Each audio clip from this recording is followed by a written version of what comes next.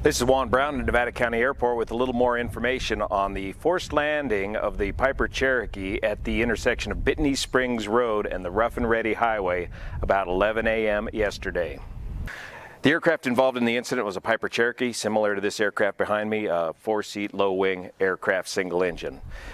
About 11 a.m. Here at the Nevada County Airport Unicom, this is a Unicom frequency, non-towered airport, a radio call came in that said a young lady said she was having engine troubles and was going to try to reach Nevada County Airport, but didn't know which runway. Another pilot in the area advised her to come straight on into runway 7.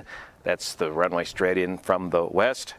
And then moments later, the aircraft in distress reported that I've lost the engine completely and I'm going to head for a field. At that point, she did a successful forced landing at a very small, very tight spot field right there in Bitney Springs at the intersection of Bitney Springs Road and Rough and Ready Highway.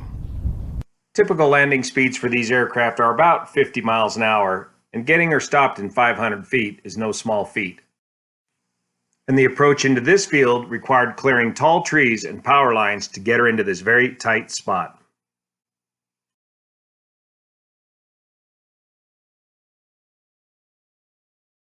Now, in my 40 years flying experience out of Nevada County Airport here, I would say your chances of successfully completing a forced off-field landing here in Nevada County, your chances are a little north of 50-50 of surviving that situation, based on statistically what I've seen happen over the last 40 years or so. Why? Because the terrain here in Nevada County just is not conducive for forced landings with light aircraft. Steep, rugged terrain, and especially the tall conifer trees here, make it especially hazardous, and the fields are far and few between that are big enough to successfully get an airplane stuffed into. This young lady kept a cool head on her shoulders. Dealing with this emergency, she maintained the exact proper airspeed. She didn't go too slow and stall the aircraft in. She didn't go too fast and miss her landing spot and end up back in the trees. She nailed her landing spot and caused minimal damage to the aircraft. So very good job.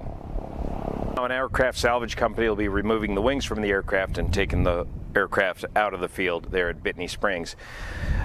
Since there were no injuries involved and minimal aircraft damage, the FAA may do a phone call report, and the pilot will be able to tell her side of the story.